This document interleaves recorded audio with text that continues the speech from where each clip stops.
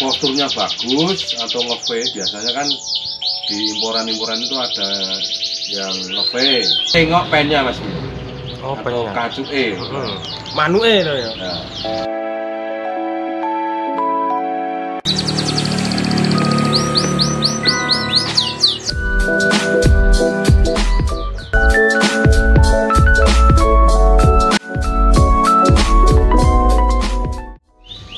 Halo Mas Yon, selamat pagi. Halo Lur, selamat pagi. Assalamualaikum warahmatullahi wabarakatuh. Waalaikumsalam. Ketemu lagi dengan channel Trirarjo Klaten ya Lur. Mungkin ada apa ini Mas, pagi-pagi sudah datang ke sini? Ada yang tanya Mas, ada Ya. yang komen seperti ini. Mas, aku pengen ingon-ingon manuk-manuk impor Mas. Ini buat belajar-belajar gimana tuh Mas, kalau tips dari Mas Yon gimana Mas? Cara memilih materi Mas, gimana Mas? Oh, mau beli kenari impor, Mm-mm. atau rasmi atau impor lainnya. Nah itu ada beberapa kriteria, mau buat lomba atau mau buat breeding. Nah kita harus jeli. Nah ini dijelaskan untuk yang apa dulu Mas Bimo? Ini aja Mas, yang buat breeding dulu aja Mas. Oke, yang penting kalau ibaratnya untuk milih Yorkshire ya, untuk mau breeding itu kan ada dua juga, mau yang posturnya bagus atau nge-V. Biasanya kan di imporan-imporan itu ada yang nge-V, yang kayak perenjak itu loh, bentat ekornya. Terus ada yang kaki pendek dan gede, yang big lontong lah istilahnya kalau orang ngomong. Nah ini kalau biasanya kan untuk pecinta-pecinta postur itu biasanya cari yang nge-V dulu, nanti biar anak-anaknya postur-postur. Untuk pemilihan materi untuk masalah buat ternak ya, ini yang penting, ini paling penting itu utamakan kesehatannya dulu Mas. Kalau di importer kita harus milih. Milih gimana? Kita kan milih banyak sekali burung itu. Kita milih yang apa ya, katurangan atau keseluruhan tubuhnya itu tidak cacat. Ya dari bulunya halus, bulunya bagus. Terus kuku. Terus kita cek badannya itu tidak ada kista. Kista itu tumor itu Mas Bimo. Tumor Mas. Biasanya di ngendi Mas tumornya? Ya di seluruh tubuh pasti kita harus cross check benar-benar. Terus untuk masalah kesehatan kaki kayak asam urat, terus apa ya, jari, kelengkapan jari, terus ada luka atau kaki diangkat atau enggak, itu harus kita pilih semua.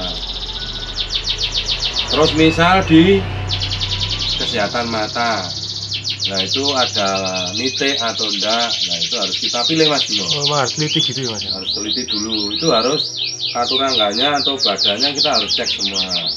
Itu yang penting utama tadi burungnya sehat. Dan katurangganya komplit, tidak ada kutu, harus komplit dulu. Terus untuk yang kedua, langkah yang kedua yaitu kita sendirikan dulu, kita pantau, istilahnya kita mantau gacornya kayak gimana. Kita kalau sudah lihat gacornya gimana, terus bunyinya gimana, ada serak atau tidak, pilek atau tidak, kita harus pantau dulu. Nanti untuk menghindari penyakit berkelanjutan atau penyakit selanjutnya, yaitu mending kita milih materi yang sehat dulu. Dari segi tadi sudah, postur tubuh sudah, katurangan sudah. Yang kedua yaitu tadi kita pantau bunyi atau enggak, gacor atau enggak. Nah yang kalau saran saya kalau untuk ternak, kita cari yang bacor dulu, kowor-kowor. Gacor dor ya? Gacor dor. Nah nanti habis itu kalau suaranya bening, gacor, tidak pilek, kita tengok pennya Mas. Oh, atau kacuke. Manuke to ya. Nah, itu nanti kalau sudah pennya mateng kayak lombok, itu berarti siap untuk pejantan kalau buat breeding. Habis itu Kalau pennya sudah kelihatan matang, gacor, ngerek, terus kita kalau sudah tahu kakinya merah, habis itu kita ambil ke burung apa ya, burung yang di situ entah jantan entah betina kita tempelkan. Kalau sudah mau merek itu, ngabruk atau sudah gacor banget, sudah pengen ngawin lah, kita sebaiknya cari buat ternak seperti itu dulu. Karena apa? Plusnya nanti kita 1 sampai 2 minggu sudah bisa kita buat pakai pejantan dan cepat kembali modal. Itu yang untuk pejantan itu bisa milih postur yang nge-V ada aku contohnya. Tapi lagi brodol mas, nge-V banget. Ini TKF 22, ini postur gacor ngerek pas kemarin dapat ini. Tapi lagi sakit ya, kelihatan mas. Ini lagi brodol, proses molting ya, ini biar brodol dulu. Ini tadi habis tak bersihkan ini dulu. Ini kepalanya sudah hampir selesai, ekornya tinggal 2. Ini kalau postur kayak gini mas, nge-V nanti. Nge-V bagus buat breeding mas. Ini buat breeding yang suka cetak postur-postur. Ini serem ya mas. Serem ini. Nah, postur lagi kelihatan tak? Kelihatan banget mas. Seperti ini mas. Nge-V gini. Punuknya ketok ya mas ya. Ini kalau buat yang cari nge-V.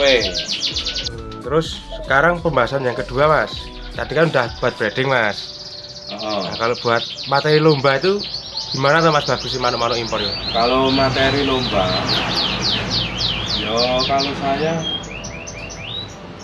tetap milih mas.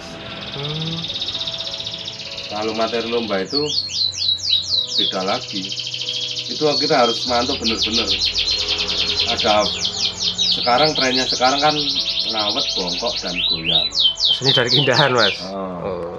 Kita harus mantau, bener-bener mantau. Kita harus bener-bener milih. Jadi kakinya tidak terlalu postur. Kakinya tidak terlalu postur. Nanti kalau bunyi itu ngelolor kayak gini. Aku ya punya ada. Mana mas? Ini yang ini. Ini bukan anu mas, tapi Yorkshire lokal ini. Ini kakinya pendek. Ini badannya ngawet toh. Tapi kalau muni ini ngelolor. Kayak ulo gitu loh. Kobra. Ini gabit-gabit. Goyang-goyang. Ini ngelolor nanti goyang-goyang. Ini Yorkshire lokal. Cari yang kaki pendek, nanti bongkok. Kalau bunyi ngelolor. Itu nanti kalau buat lomba, insya Allah bagus. Oh gitu mas. Terus kalau milih diimporter mas, ya itu harus kita sama saja juga. Kalau diimporter, kalau buat cari materi lomba kita harus jeli. Kakinya agak mekekeh, terus burungnya ada auranya bagus, panjang, mungkin ada bongkoknya. Habis itu nanti kita pantau bunyinya. Biasanya kan kalau diimporter kan kita bisa misah dari apa ya, kandang-kandang kotak itu kan kita misah, mas aku mau mantau yang ini kan bisa. Nanti kita bisa mantau satu persatu. Istilahnya cari yang kakinya agak apa ya, mekekeh, nanti agak burungnya agak duduk sopan, dan kalau bunyi ada goyangnya gini. Itu harus kita jeli banget milihnya. Harus benar-benar jeli berarti mas ya? Ya. Nah, kalau seumpama kita udah ambil nih mas, ambil imporan nih, pasti kan burung-burung imporannya harus ada adaptasi di tempat baru mas. Perawatannya gimana mas? Habis kita mengambil burung, perawatannya gimana mas? Oh, kondisian setelah kita beli. Nah, otomatis kita harus benar-benar apa ya, ekstra merawat Yorkshire kita, karena ini penyesuaian dari cuaca luar negeri atau negara asal, kita sesuaikan dengan negara kita. Ya otomatis kalau diimportir kan ada AC, terus ada penghangat udara. Kalau di sana kan panas bisa didinginkan, kalau dingin bisa dihangatkan. Kalau di tempat kita, ya kita harus ekstra hati-hati mas. Pertama, jangan dikasih di luar rumah terus. Itu pertama. Jangan diumbar karena kena angin. Itu lobster itu kan ringkih mas. Kayak tonggoku ringkih. Kenapa tuh mas? Itu gampang masuk angin, gampang pilek bro. Kalau kena angin terlalu banyak, kita share di luar. Karena angin gede, itu nanti akan mudah cekreh-cekreh itu loh. Pilek mas? Nah, pilek. Itu ditaruh dalam ruangan aja pengkondisiannya. Nanti sesekali kita sore atau jam-jam 3 itu kita keluarkan biar dia nyilir mas. Kan nggak usah lama-lama. Berapa lama tuh mas kira-kira? Paling ya 15 menit sampai setengah jam lah. Tujuannya kan kita ngondisikan dulu. Nanti kalau sudah kita masukkan lagi. Terus besok paginya kita keluarkan dulu. Kita angin-anginkan. Nanti kalau cuacanya memungkinkan setelah jam 8 atau setengah 8 kita, kalau itu kan matahari belum panas banget mas.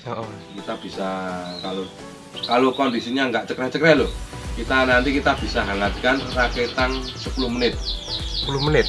Nanti kita bisa mandikan pakai tepuk, jangan disemprot, biar bersih badannya, biar mandi sendiri, biar lekas kondisi dan tahu kondisi di rumah kita.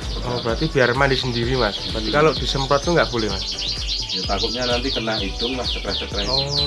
Terus pakannya mas, nah, setelah seminggu sampai 2 minggu perawatan kita di rumah, setelah ambil imporan tuh, pakan yang cocok iya apa mas? Biasanya kalau diimportir itu kan dikasih kiloan, mungkin bersih lah, kiloan bersih. Biar cepat kondisi, teman-teman bisa pakai apa ya, pakan-pakan kios seperti pakan apa itu namanya, plastik, terus pakan gacor, terus atau ibut. Nah yang cocok itu kalau saya itu tak campur mas. Apa aja mas campurannya mas? Pakan plastik 1, pakan ibut 1, topus 1. Itu tak tambahi biji gandum 10 gram, terus tak tambahi putipet mas. Tambah putipet mas? Campurannya kayak gitu mas? Itu nanti ada campurannya di video sebelumnya ada. Buat makan gitu.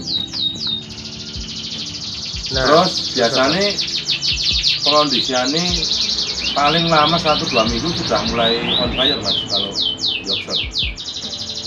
Tapi ada kendala juga. Misal ada kendala adalah sampai di tempat kita itu cekreh-cekreh. 2 hari di tempat kita, entah kita kelingan atau enggak, kita taruh luar terlalu lama kena angin akhirnya cekreh-cekreh. Itu ada perawatannya juga. Perawatannya obat dan vitamin-vitamin yang cocok sama mas, manuk cekreh-cekreh ini mas. Biasanya kalau saya ngopeni impor-impor gini, kalau cekreh kita tak kasihan mas. Napas 2 sama Spectra itu tak campur jadi 1. Napas 2 sama Spectra. Nanti kita tak kasih di tempat cepuk minumnya. Napas 2 dan Spectra dicampurin cepuk minum mas? Ya. Itu berapa lama mas? 5 hari mas, maksimal 5 hari itu. Insya Allah udah 5 hari kelar, nanti burungnya udah siap lagi. Tapi ya jangan ditaruh di luar. Kita cuma taruh di luar bentar aja, nanti kita masukkan lagi. Terus YS apa burung-burung pokmen, burung kenari imporan ini ada masanya atau mas masih mas? Ada masa mabungnya, ada masa produksinya. Ini biasanya ini gimana tuh ciri-ciri YS ini? Wah kita guys masa mabung, udah masa brodol, gimana mas itu? Ya itu kan tetap ada setiap burung. Ya imporan kan masih kayak ikutan sana, apa ya, masa molting bareng itu paling siklusnya ya hampir kebarengan. Pas kondisi maksimal ya harus kita maksimalkan buat ternak. Nanti ada masanya istilah gini, itu on fire 5 bulan atau 4 bulan, nanti habis itu brodol gitu mas. bahasanya Habib seperti itu Mas. Oh. Jadi kita harus benar-benar kalau pas on fire ya kita harus manfaatkan benar-benar buat ngawin atau buat lomba. Nah, itu kita harus manfaatkan benar-benar karena masa on fire itu nggak lama, habis itu nanti brodol juga, mabung juga. Ringkih banget ya barisannya Mas ya. Yang sebenarnya tinggal perawatan, yang penting kita perawatan, tahu saat on fire dan penanganan tepat waktu brodolnya biar nanti lancar semua lah. Mabung YS ini ketika kapan Mas? Tepatnya jangan ketika kapan kan, soalnya burung itu beda-beda. Oh, gimana Mas? Itu rata-rata berapa bulan. Nah biasanya kan itu ya juga tidak sama, ada yang 6 bulan brodol terus, ada yang 2 bulan setengah brodol juga ada. Pokoknya kalau ya itu ketika dia itu masa on fire pas ngawin itu 3 bulan bagus, ya siap-siap aja nanti bulan ketiga, bulan keempat, bulan kelima pasti ada berkurangnya toh. Mungkin ngawin sudah ngisi kadang enggak, kadang ngisi kadang enggak. Nah itu tanda-tanda tidak on fire nanti paling beberapa hari atau beberapa minggu nanti mesti netes dulu atau bocor. Ya kalau menjelaskan kalau kamu belum punya ya nanti susah Mas. Nanti harus ngopeni dulu nanti bisa. Oh iya ding bener. Baru bodol lagi ada karena ya banyak faktor di situ. Berarti ini udah ngopeni sih Mas, besok harus beli dulu nih Mas. Saya tahu ini Mas. Ya info sekilas yang bisa saya terangkan seperti itu. Kalau untuk Yorkshire itu beda-beda. Ini rasmi, ini beda sama Yorkshire yang itu beda semua. Beda semua, berarti apa karakternya burung itu beda-beda semua ya Mas? Beda-beda. Ini brodol bulan Maret, ini bulan Mei, ini bulan September, beda-beda brodolnya, masanya beda-beda. Oh, itu Mas ya. Saya rasa udah cukup ini Mas. Pembahasannya itu udah komplit ya Mas ya. Bisa disimak dari pertanyaan pertama sampai terakhir kayaknya udah komplit Mas. Nggak ada lagi. Nggak ada lagi Mas ini kayaknya Mas. Ya pokoknya ndang beli Yorkshire lah biar tahu rasanya. Nanti teman-teman kalau beli Yorkshire ini cuma ya rekomendasi.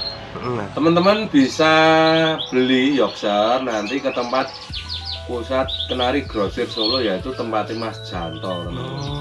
Teman-teman Mas Janto di Sawit itu nanti di sana ada ketemu Mas Benol, Mas Hendrik dan kawan-kawan. Nanti para teman-teman pengen dipilih ke atau pengen Mas, aku bisa ngajak Mas Yon untuk dipilih ke, bisa. Atau nanti suruh milih ke Mas Penol atau Mas Janto mau ambil banyak, bisa. Nanti tak pilih ke sama beliau-beliaunya loh. Nanti kita ke sana bareng-bareng. Kalau memang ada temen yang pengen melihara Yorkshire, ada temen yang pengen mau beli Yorkshire, bisa tak antar ke sana. Oke, kapan-kapan kita review di sana Mas ya? Boleh, nggak apa-apa. Biar teman-teman juga tahu lah. Itu nanti grosir kenari impor di Solo seperti apa. Kalau udah nggak ada lagi, kita mau lanjut garis-garis burung dulu. Nah, Mas. Oke. Pokoknya kalau ada pertanyaan apapun Lur, bisa komen di sini. Jangan lupa dukung terus channel Tirharjo Klaten. Jangan lupa like, subscribe, dan share bro. Oke. Wassalamualaikum warahmatullahi wabarakatuh.